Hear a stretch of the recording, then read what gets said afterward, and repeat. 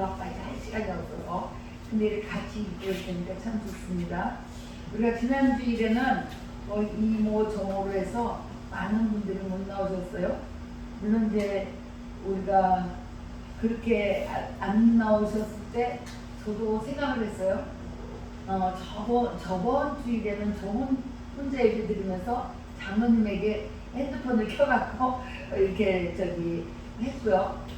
그리고 이제 지난 주일에는 또 이렇게 5시서 이렇게 예배를 드렸는데, 우리가 이제 코로나로 인해서 이 주일 성수가 굉장히 너무 안일해졌다는 생각을 해요. 물론 그 코로나로 인해서 그렇기 때문에 그것을 탓하는 사람 아무도 없어요. 그런데 이제 제가 이게 이제 예배를 드리면서 여러분들이 또 많이 나오시다가 또 그날 또 이렇게 안 나오시고 그러면 제가 조금 마음에 상처는 아니고요. 그냥 마음으로 조금 답답한 생각이 듭니다. 그래서 오늘도 이렇게 우리가 지금 사순절 기간인데 사순절 3번째 주간에 들어가고 있습니다. 이런 가운데서 우리가 정말 몸도 마음도 건강해야 되고 정말 우리의 생각까지도 건강해야 되고 특히 몸도 건강해야 되는 거예요. 예수 믿는 사람은 뭐라고 했어요? 내 몸의 주인이 주님이시라는 거예요. 그죠? 그리고 우리의 또 어떤 것들도 다 주님이 우리의 주인이 되고, 물질도 주님이 주인이 되셔야 되고, 건강도 주님이 주인이 되셔야 되고, 내 삶 자체가 주님이 내 주인이 되셔야 되는 것을 여러분들도 아실 거예요. 처음 믿으시는 분들도 아니고 그렇기 때문에 오늘 그래서 회개를 촉구하시는 예수님 장로님이 잘못하셨어요. 회개하기를 촉구하시는 예수님이에요. 그리고 회개는 생각과 삶을 돌이켜 열매를 맺는 것이다. 그렇게 오늘 그 제목이 되어 있는데요. 생각과 삶을 돌이켜 열매를 맺는 것. 우리가 누가복음 13장부터 제가 이렇게 시작을 하지만 사실은 구약에서 한 편, 또 서신서에서 한 편, 또 이렇게 제가 하거든요. 누가복음 13장 1절에서 9절을 보면 오늘 본문을 보면 회개를 강조하고 있어요. 유대인들은 사람에게 일어나는 재난은 과거의 어떤 죄 때문이라고, 내가 어떤 문제가 생겼어요? 그럼 그 죄 때문이라고 이렇게 생각합니다.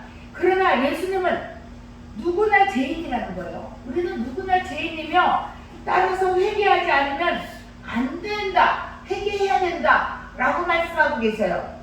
열매 맺는 무화과 나무 이야기가 오늘 나왔어요. 그래서 심판이 임박했으니 찍어 버리기 전에 회개하라는 거예요. 그런 경고와 함께 금년이라는 기회의 문을 열어주는 은혜가 함께 담겨져 있어요.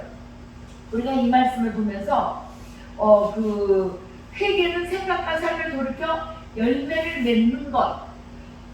사순절은요, 지금 사순절이 지금 시작되는데 예수님의 고난에 참여하고 십자가를 깊이 묵상하는 기간입니다. 이제 고난주일이 오고 부활주일이 오고 이러면 이제 17일이 4월 17일이 부활주일이고 그 12일이 고난주일이고 그렇게 됩니다. 그렇기 때문에 우리가 이제는 예수님과 동행하면서 십자가를 생각하는 사람은 필연적으로 자신의 삶을 돌아보게 되었어요. 우리가 주님의 십자가 지신 것을 생각하고 나도 십자가를 진다고 이렇게 생각하면 내 삶도 돌아본다는 거예요. 여러분, 만약 삶의 여정이 관역이 빗나갔어요. 근데 저는 활 그런 거를 못 하는데 지금은 활도 활이지만 우리가 총이 있잖아요. 우리 저기 유원지 같은 데 가면 우리가 총 쏘는 거를 한 번씩 해보면 저 잘 쏩니다. 그래서 잘 맞추고 그러는데 그런데 이렇게 관역을 빗나간 화살처럼 하나님 나라의 법에서 벗어난 것을 발견하면 즉시 돌이켜야 된다는 거예요. 내가 잘못했다 생각하면 돌이켜야 되는데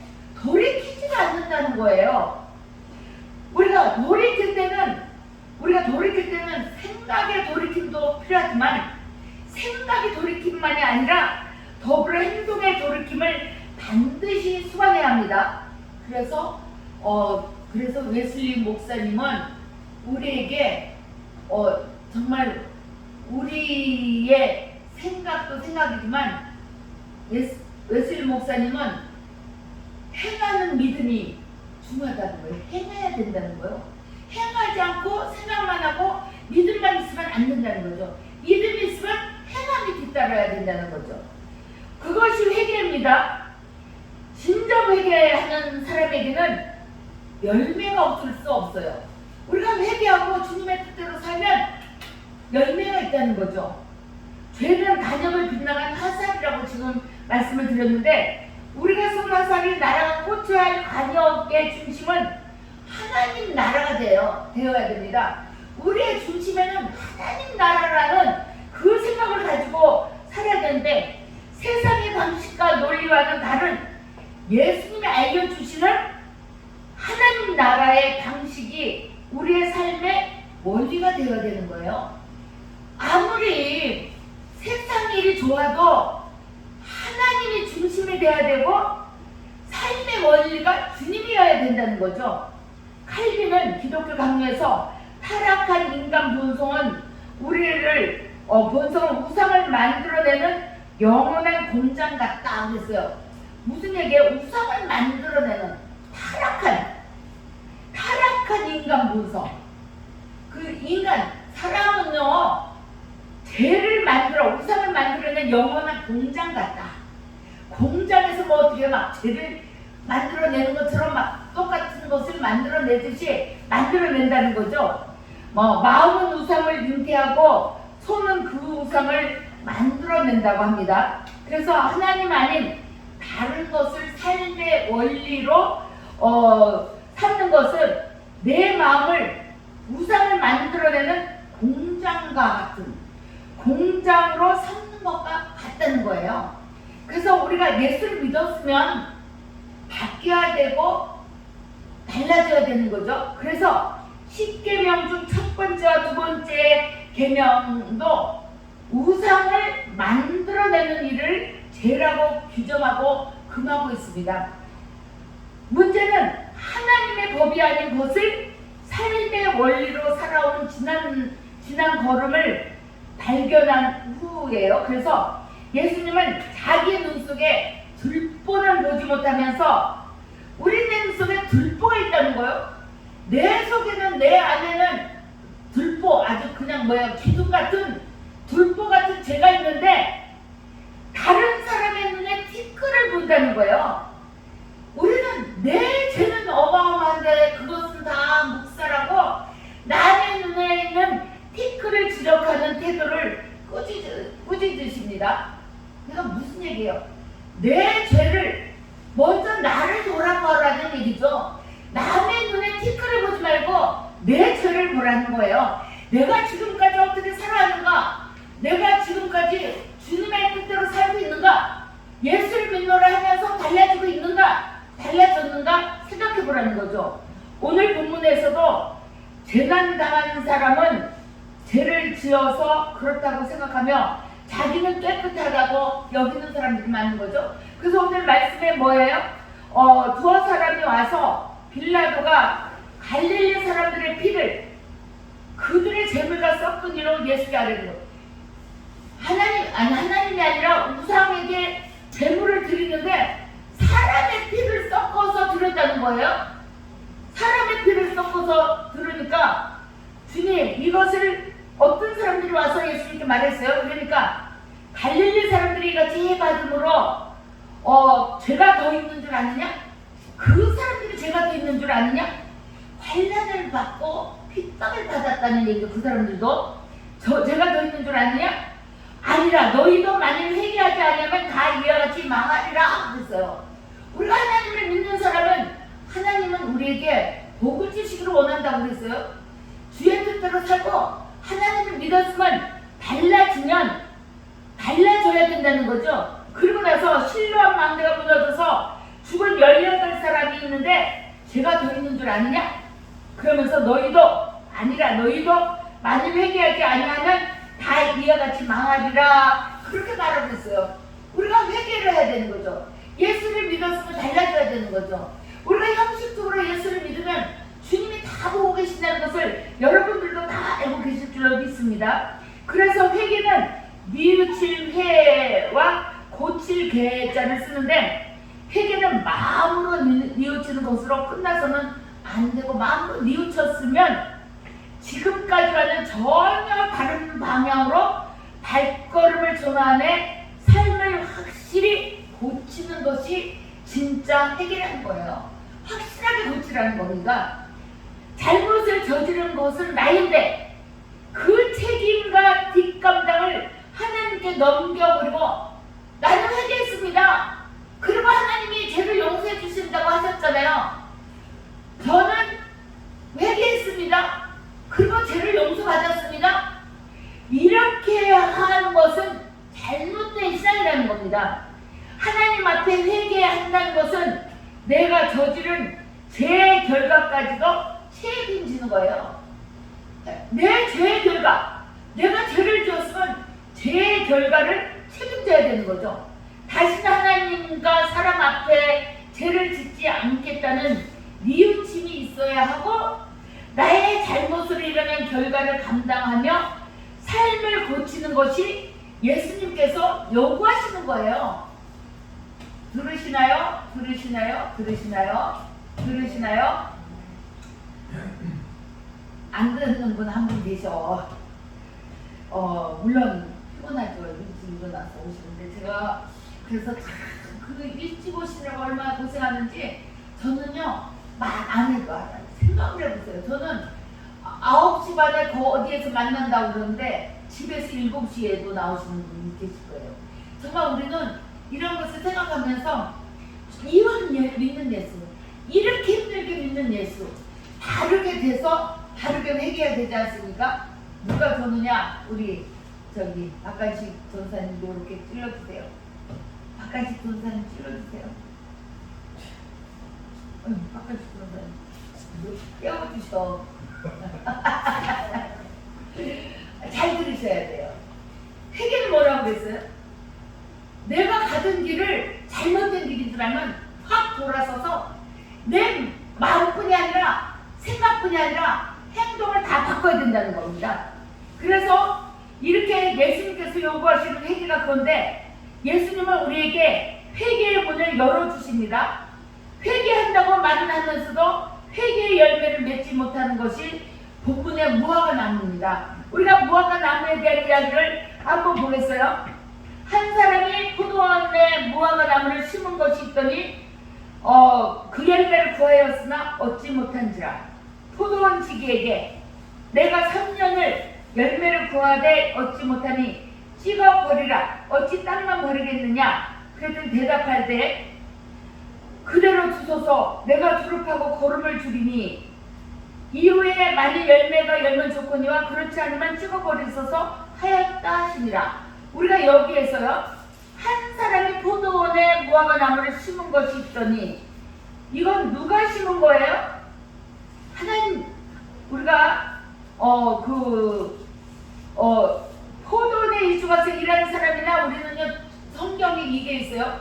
아침에 와서 일하는 사람이나 저녁에 늦게 와서 일하는 사람이나 예수님은 똑같은 품삯을 준다고 그랬어요. 그랬더니 어떤 사람이 그랬잖아요. 나는 아침부터 와서 죽으라고 고생했는데 왜 나는 더 안 주고 저 사람은 늦게 왔는데 똑같은 품삯을 주니까, 일찍 온 사람이나 늦게 온 사람이나 똑같이 주면 어찌됩니까? 그러니까 저는 더 줘야 되지 않습니까? 이렇게 할 때 주님이 뭐라고 그러세요?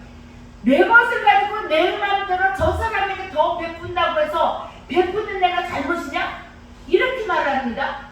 그런 주님이 어떻게 했어요? 포도원에 일찍 와서 일하는 사람이 늦게 와서 일하는 사람이랑 똑같은 품삯을 받는 하나님의 통치 원리가 관통하는 곳인데, 그 포도원에 심은 무화과 나무는 포도원 방식대로 열매를 맺어야 하는 의무가 있어요. 우리가 예수를 믿었으면 예수 믿는 사람답게 열매가 있어야 된다는 이야기죠.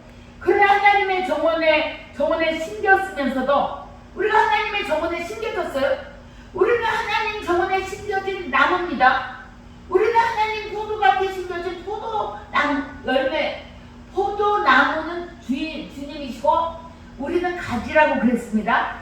그러나 하나님의 정원에 심겨졌으면서도 3년이나 열매를 맺지 못하는 무화과 나무는 잘라버릴 수밖에 없습니다. 삶을 돌이키겠다고 말하면서도 말의 결과를 보여주는 열매가 없으면 잘라버릴 수밖에 없다는 거죠. 그러나 포도원지기이신 예수님이 이렇게 말씀하셔요. 여기서 포도원지기 예수님은 우리에게 다시 한번의 기회를 주십니다. 우리가 살아가는 삶의 자리를 땀 흘려 가꾸시고 걸음을 주시며 열매를 맺을 기회의 문을 열어주셔요. 다시 한번 열어주시면서 하나님은 우리의 불순종과 교만에도 불구하고 참으시며 은총을 베푸십니다. 어거스틴은 사람의 죄를 짓지 않을 수 없는 존재로 보았지만 그렇게 보지만 하나님은 참으심과 기다리심의 은총으로 우리를 죄를 짓지 않을 수도 있는 존재로 이끌어내셔요. 우리는 하나님의 은총을 받은 사람이기 때문에 죄를 짓지 않고 살 수가 있습니다. 이 은총에 응답하는 사람이 회개하는 그리스도인입니다. 우리가 사순절기를 살아가는 그리스도인으로 삶을 돌아보고 잘못 걸어온 길을 비워줘야 합니다. 그리고 바른 길을 찾아 회개의 열매를 맺는 결단을 해야 됩니다. 우리는요, 금년에는 그랬잖아요. 씻어버리라 그러니까 금년에는 내가 걸음을 주고 두릅하고 잘 갖고 보겠습니다. 그래도 그때 안 되면 그때 하세요. 우리 주님의 마음이 바로 그런 마음이에요. 우리가 조금 잘못해도 걸음을 주고 다스리고 주님의 뜻대로 살게 만들면서 바른 길을 가도록 만드시는 거죠. 십자가 죽음을 향해 걸어가시는 예수님은 우리를 위해서 기도하시는 분이십니다. 삶을 돌이켜 그에 합당한 열매를 맺는 기회의 문을 열어주시는 은총의 길 앞에 우리가 서야 되는 거예요. 그래서 그렇지 않으면 우리의 영혼은 망하는 길을 걸으며 찝혀 내쳐지는 무화과 나무가 될 수밖에 없다는 거죠. 저도 이제 그렇게 생각합니다. 우리가 예수를 믿으면서도 정말 잘못 믿을 때가 얼마나 많은지 몰라요. 저부터도 그렇습니다. 그래서 어떻게 하면 예수를 잘 믿을까 고민하고 생각하고 정말 하나님 앞에 찍혀내버리시면 어떡하나. 정말 주님 앞에 섰을 때 너 뭐하다 왔느냐 이렇게 하면 뭐라고 대답할까 정말 고민도 많이 합니다. 정말 고민도 하지만 정말 기도하면서 하나님 주님 부족해요. 연약해요. 저 지금 힘들어요. 그러나 주님이 힘주시면 다시 일어날 수 있어요. 주님 도와주세요. 도와주세요. 우리가 믿음 없는 저를 도와주세요. 라고 우리가 그렇게 기도하면서 다른 길을 가야 된다는 거죠. 우리는 이사야서를 찾지 마세요. 이사야서에서 그렇게 말해요. 우리가 오늘 시편을 읽을 때에 값없이 라는 얘기가 나와요. 그리고 이사야서 55장에서 보면 물러나오라 돈 없는 자도 오라. 기가 막히지 않습니까? 오라고 부르시는 하나님의 초대는 목마른 자들과 돈 없는 자에게 주는 초대장이에요.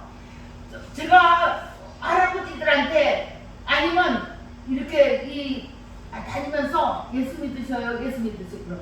그런 소리 하지 말래요.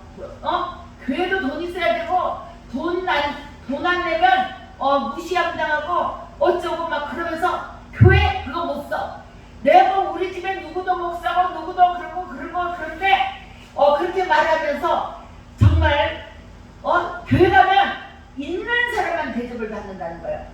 정말 그렇습니까? 여러분들 교회 다니시면서 있는 사람만 대접받는다고 생각합니까? 저희들은 처음에는요 11조를 우리 장로님이 믿음이 없어갖고 11조를 안 했어요. 맨 처음에 결혼해서 왜 그렇게 눈치가 보여요? 돈 조금 가지고 살려면 얼마나 힘들어 죽겠는데 그래서 어느 날은 제가 그랬어요. 그때 돈 70만 원 달 때인가 봐요.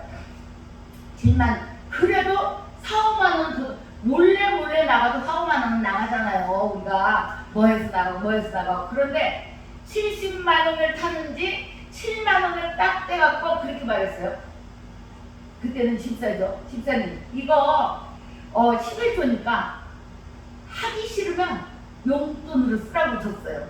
용돈으로 쓰고 그렇지 않으면 11조를 내라고 했어요. 그랬더니 그때부터 11조가 시작됐어요. 정말 제가요 몰래 내는 돈도 70만 원에 7만 원이면 7만 원 냅니다. 그것만 냅니까? 뭐 내고 하면 더 내죠? 그런데도 불구하고 우리가 그때는 왜 그렇게 어려워? 11조를 안 하고 그냥 그렇게 살으니까 힘들었어요. 그거부터 열리기 시작했다는 것을 우리가 분명히 저도 말씀드릴 수가 있어요. 저도 그렇게 했기 때문에 그러죠. 그래서 오늘도 여기서 그렇게 말씀하고 계세요. 물러나오라 돈 없는 자도 오라. 기독교는요 돈 없는 자, 이스라엘이 바로 돈 없는 자들이에요. 물과 돈이 없는 자들입니다. 이스라엘은 바알이라는 우상에게 마음을 뺏겨 수많은 은을 바치고 정성 들여 수고하면서 바알에게 예배를 드렸어요. 바알에게 갖다 바쳤어요. 그리고 바알이 주는 것은 그들을 더욱 목마르게 하고 가난하게 할 뿐 아니라 그것이 우상숭배의 특징인데 끊임없이 물질과 수고를 요구하지만 우상을 숭배하는 자의 영혼은 더욱 마르고 피폐해진다는 거예요. 우리는요 없어도 안 되는데 누가 뭐래요. 그런데 저번에 말씀드렸어요. 저번 주에 주님이 주시기 때문에 받았기 때문에 주님 앞에 감사하자고 그랬어요. 주님이 주셔서 감사하는 거예요. 주님이 안 주시는데 없는데 어떻게 해요? 주시면 하시라는 거예요. 감사하면 하는 거예요. 우리가 이것을 생각하는데 돈 없이 값 없이 와서 포도주와 젖을 사라 그랬습니다. 여기서 풍요로운 삶을 위해 바벨론에 거주할 때는 나라 회복을 위해 우상에게 물질과 정성을 바쳤고요. 그리고 이스라엘 땅에 있을 때는 그런 걸 위해서 삶을 위해서 바쳤습니다. 그러나 역사를 주관하시는 하나님은 생각해보세요. 이스라엘이 맨 처음에 아수르에게 북이스라엘 망하고 남유다가 바벨론에게 망하고 그래서 아주 포로 생활을 하고 있는 그때 생각지도 않은 그 메르파사 페르시아 고레스 왕을 통해서 해방을 시켜주고 너희들 가서 성전도 짓고 무너진 성벽도 쌓으라고 돈까지 주면서 보내주는 하나님의 능력은 바로 그런 거예요. 그 어려운 시대에 그 고레스를 통해서 그와 같이 하나님이 역사하신다는 것을 우리가 생각해 보실 수 있습니다. 그래서 자기의 몸이 되게 해주셨습니다. 고레스는 그들을 놓아주었을 뿐 아니라 예루살렘 성전을 건설하고 예물뿐이 아니라 그런 모든 자비와 긍휼을 베풀어 주었어요. 하나님의 은혜는 우리가 생각지 않은 곳에서 일어나는 것인 것을 여러분들이 생각하시기를 바랍니다. 그리고 내게 듣고 들을지어다. 그리고 다에게 허락한 확실한 은혜를 주셨습니다. 회개의 온전한 열매가 있어요. 회개를 대 의의 길을 찾아 말씀이 풍성한 열매를 거두는 삶. 우리가 그것을 오늘 소개하는데, 회개는 아까도 말했듯이 돌이켜 생명의 길을 걸어가야 되는 거예요. 생명의 길. 생명의 길이 아닌 회개의 가정의 방법은 무엇이냐? 회개를 통해 얻은 회복과 평안은 어떻게 이루어질까? 뭐라고 했어요? 물러나오라, 돈 없는 자로 오라. 그리고 뭐라고 그랬어요? 돈 없이 값 없이 와서 포도주와 젖을 사라 그랬어요. 그래서 오라, 그리고 사라는 거예요. 와서 사라는 거예요. 돈 없이 사라는 거예요. 하나님께서 그렇게 부르셔요. 목마른 사람들과 돈 없는 사람들, 하나님께서 그렇게 부르셔요. 이들은 세상의 우상과 육신의 안녕을 위해 온갖 수단을 다 했어요. 병든 자가요, 38년간 병들어 누워있는 자가 저 물에서 물에서 물이 동하면 그곳에 들어가야 되는데 들어가는데 누구도 자기를 넣어주는 사람이 없어요. 그 동하는 물에 들어가기만 하면 병이 낫는데 거기를 넣어주는 사람이 없으니까 불평과 불만이 있을 때 주님이 찾아오셔서 묻습니다. 내가 낫고자 원하느냐? 네, 낫고자 원하는데 나를 저기다 넣어줄 사람이 아무도 없습니다. 그럴 때 뭐라고 했어요? 주님은 일어나 걸어가라고 그러잖아요. 그냥 일어나 걸어가라고 하지 그 안에도 넣어주지도 않아요. 우리는 주님이 하시는 일을 우리가 보면서 양식이 아닌 것을 위하여 은을 달아 주어온 먹어도 배부르지 않고 오히려 더 허기지는 욕망의 노예로 살았다면 하나님이 주시는 것은 물과 포도주와 젖입니다. 물은 생명이고요. 또 생수고요. 포도주는 죄를 용서하시는 예수 그리스도의 피입니다. 젖은 하나님께서 안식을 주시는 가나안 땅을 의미합니다. 그리고 듣고 들을지어다 그랬어요. 우리가 이제 이것은 제가 넘어갑니다. 듣고 찾으라 그리고 부르라 그렇게 말하고 있어요. 찾으라 그리고 부르라. 영원하고 풍성한 생명의 약속을 얻은 이스라엘은 악인의 길과 불의한 생각을 버려야 합니다. 이사야를 통해 여호와 하나님을 부르면 의의 길을 가르치고 하나님을 찾으면 그의 생각을 일러주신다는 거예요. 아무리 하나님의 생각이 작아도 우리의 생각만 하겠습니까? 하나님의 죄가 우리의 죄와 같습니까? 우리가 이것을 생각하면서 악인의 길과 불의한 생각은 하나님의 말씀을 듣지 않고 교만해진 자의 길이기에 하나님을 찾음으로 우리는 악인의 길을 피해야 되는 거예요. 피해서 다른 길을 가야 되는 거죠. 그래서 풍성한 은혜, 의의 길을 행함으로 구원의 풍성한 은혜를 얻으시는 여러분들이 되시기를 바랍니다. 조금만 더 하면 주님께서는 주님이 아니라 바울 사도가 고린도전서 10장 1절에서 13절에 보면 누구를 말을 하느냐면 출애굽한 이스라엘 백성들을 말을 하고 있어요. 출애굽을 할 때에 이스라엘 백성은 홍해가 갈라지는 것도 봤어요. 물이 나오는 것도 봤어요. 모든 것을 보고 그리고 만나와 메추라기를 보내주셔서 그 광야 40년을 신발이 닳지 않고 의복이 헤어지지 않게 그렇게 해줬음에도 불구하고 수많은 사람들이 불평하고 원망하고 그러다가 수많은 사람들이 죽었습니다. 그것이 인간의 실패예요. 불평하고 원망하다가 고라 자손과 다단들은 어떻게 했어요? 너희만 선지자냐?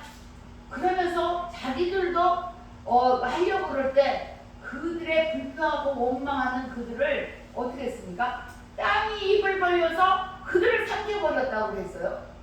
우리는 이런 것을 바라보면서 인간의 실패는 뭐냐? 불평하고 불만하는 그런 것이죠. 그래서 우리는 이제는 스스로 믿음 위에 섰다고 생각하는 모습, 이 정도면 충분해. 그런 생각, 나의 구원은 안전하다고 자만하는 모습은 결국 믿음의 삶을 타게 이르렵니다. 그런즉 선줄 생각하는 자는 넘어질까 조심하라, 그렇게 말씀하고 있어요. 출애굽 역사를 통한 경고를 들은 고린도 교인들은 믿음에서 떨어져 결과적으로 구원의 자리에서 벗어날 수 있음을 깨달아야 합니다. 봐보세요. 바울 사도가 출애굽을 이야기를 해요. 인간의 실패와 하나님의 일을 봅니다. 그래서 하나님의 약속을 향해 달려가는 믿음임을 우리 알아야 되는데 고린도 교회가 자신의 힘으로 영적인 자만에서 벗어나는 것은 어려운 일입니다. 해도 된다고 생각했던 우상의 재물 그리고 우상에게 예수를 믿으면서도 우상을 재물 먹는가 뭐가 어때? 좀 먹으러서니 그게 무슨 상관 있어? 그러면서 음행에서 돌이키는 것은 혼자만의 결단으로는 되지 않아요. 그래서 우리가 할 수 있는 것은 그것을 보는 것인데, 우리가 우상의 재물을 먹는 것이나 우상에게 절하는 이 모든 것, 이거는 주님의 경고예요. 그렇기 때문에 우리는 그 심각성을 깨닫고 어떻게 해서든지 신실하신 하나님 앞으로 우리가 돌이켰으면, 회개했으면 주의 뜻대로 바르게 살아나가시는 역사를 우리가 경험해야 합니다. 그래서 그 순간 회개의 믿음이 인간의 결단이 아니라 하나님의 은혜요 선물임을 깨닫게 되는 거죠. 우리는 약해서 자꾸 결단이 흐트러져요. 그렇지만 하나님께서 함께 해주시면 우리가 바른 길을 갈 수가 있습니다. 그래서 우리가 영적인 자만은 스스로 느끼기 쉽지 않습니다. 바울이 출애굽을 통해 고린도에게 경고한 것처럼 말씀을 통한 경고를 들을 때 비로소 알게 되는 거죠. 그래서 오늘은 우리가 금년에는 참으소서 하는 주님의 음성이, 우리가 잘 생각하죠. 금년에 참아주시면 내가 걸음을 주고 가꾸고 해서 열매를 맺게 하겠습니다. 그러나 내년에도 열매를 맺지 않으면 그때 찍어버리셔도 되지 않습니까? 라고 하는 그 회개의 역사가 오늘 우리들에게 있으면서 이 경고를 정말 잘 받아들이셔서 우리의 삶이 주님의 십자가에 못 박혀 죽으시고 우리를 살려주신 그 은혜에 감사하면서 이 사순절을 우리가 어떻게 보내야 될까 생각하며, 제가 저번에도 말씀드렸지만 그 마태, 마가, 누가, 요한 그 사복음서를 여러분들 읽으면서 주님의 일을 좀 생각하시는 귀한 시간이 되시기를 간절히 축원합니다. 주님 감사합니다. 우리가 부족한 가운데 있지만 그래도 우리 주님은 우리에게 자비가 필요하신 것을 주님이 아십니다. 노력하지만 넘어지지 않을 수 없고 때로는 무지해서 반항하는 우리입니다. 열매 없이 땅만 황폐하게 만드는 무화과 나무에 회개의 기회가 주어진다는 말씀이 우리의 소망이 되었습니다. 회개하는 죄인 한 사람을 하늘이 기뻐하신다는 선언이 우리의 복음입니다. 하나님의 사랑에 조건이 없음을 시인하고 주님의 용서에 한계가 없음을 의지하는 믿음으로 은혜의 때를 살아가는 우리가 되게 하여 주시옵소서. 주님의 자비로부터 흘러나오는 회개의 외침을 따라 새 존재의 은총을 입고 살아가게 하여 주시옵소서. 감사하며 예수님의 이름으로 기도드렸습니다. 아멘.